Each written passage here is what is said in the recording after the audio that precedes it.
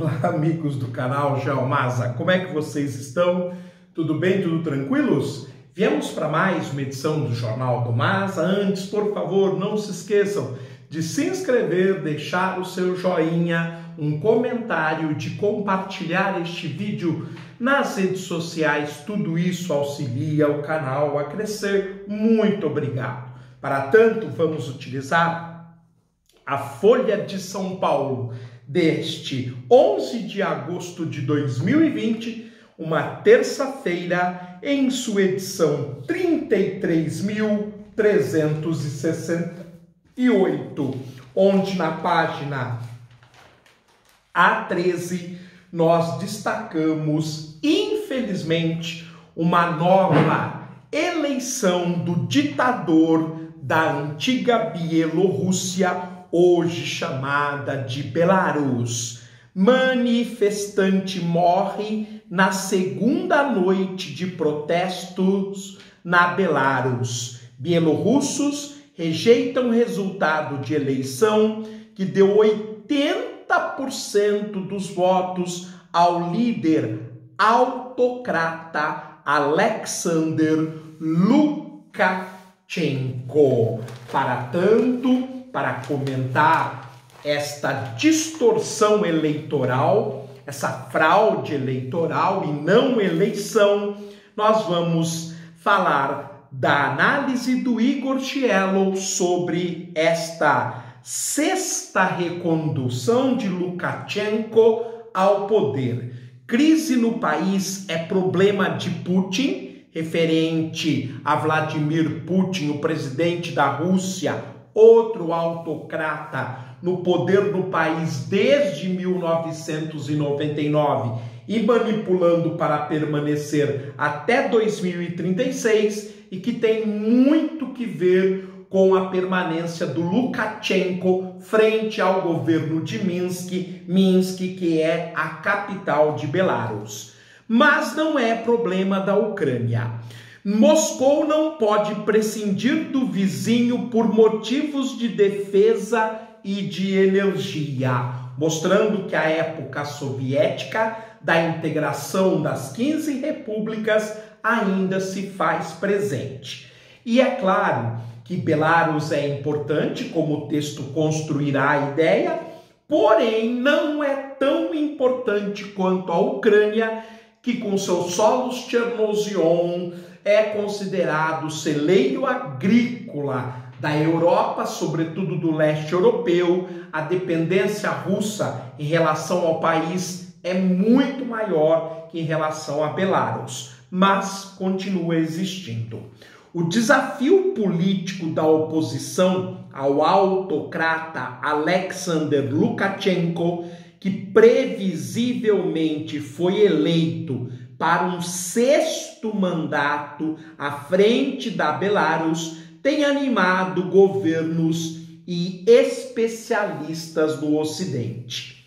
Aqui e ali surgem comparações com as ditas revoluções coloridas do começo do século, referindo-se à Revolução Vermelha e Branca, a participação dos russos brancos e dos russos vermelhos na Revolução Russa, nas quais antigos países soviéticos viram a população apoiar a derrubada de governos subordinados aos desígnios da antiga matriz Moscou.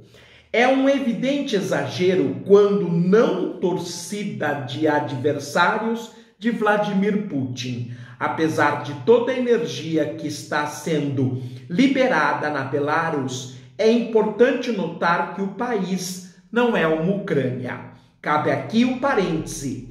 Mesmo Kiev, que viu derrubado um presidente pró-Kremlin em 2014, nunca conseguiu a integração com a Europa que os líderes da chamada Revolução de Maidan sonhavam. Primeiro, porque é inaceitável aos russos transformar o território que os separam de tropas da OTAN e um membro da Aliança Militar Ocidental ou da União Europeia.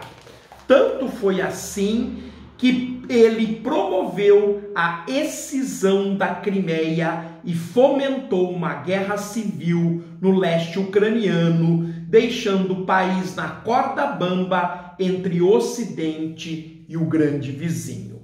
Segundo, ainda que sejam majoritariamente contra o Kremlin, uma parte da população e da elite ucraniana quer estar em bons termos com os russos por questões econômicas e culturais. Então, o que o Igor Giello quer dizer é que a herança maldita ou bendita para alguns da época soviética, em que os 15 estados estavam interligados, sobretudo os estados chamados eslavos, caso da Ucrânia, da Bielorrússia, hoje Belarus, e da Rússia, estas ligações eram muito fortes, a interdependência era muito forte. Por isso que quando a Ucrânia, além de adentrar a Organização do Atlântico Norte, começou a namorar a permanência, a entrada dentro da União Europeia, deu no que deu. A Rússia anexou uma península doada para eles há pelo menos 200 anos e ao mesmo tempo promoveu a discórdia, o separatismo no leste do país, promovendo uma verdadeira secessão. O caso bielorrusso é ainda mais dramático para aqueles que ressentem o peso de Moscou sobre a outra república ex-soviética que serve de tampão estratégico ante os agressivos membros da OTAN no leste europeu, com a Polônia à frente. Embora Lukashenko sempre tenha feito um jogo de vender dificuldades para colher facilidades, a mão de Putin é muito mais visível na Belarus. Então a Bielorrússia se aproveita da localização estratégica do seu território e joga com essa localização para conseguir favores ao país, ora do leste europeu, ora dos países da União Europeia e ora da própria Rússia. Por isso que talvez Lukashenko tenha conseguido uma sexta nova eleição. O país depende totalmente da energia do vizinho para sobreviver. O petróleo e o gás natural que recebem são subsidiados e mesmo a primeira central nuclear, que será inaugurada em 2021, é financiada e operada pela russa Rosatom. Cerca de 80% das receitas de exportação de Minsk, a capital bielorrussa, vem de derivados de petróleo que refina em 2 usinas da época soviética. Refina por favor dos russos, mas não possui a matéria-prima. Então veja como a dependência é grande. Os oleodutos e os gasodutos que circulam pela Bielorrússia são totalmente de origem russa.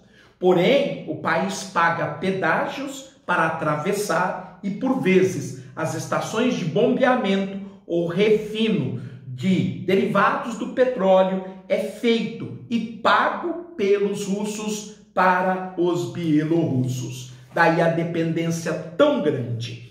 Para complicar aspirações de autonomia, Moscou vê a Bielorrússia como um entreposto de sua gigantesca indústria de hidrocarbonetos com oleodutos e gasodutos herdados do Império Comunista. Lembrando que a Rússia é o grande fornecedor de óleo e gás natural para a Europa toda, não só para a Bielorrússia.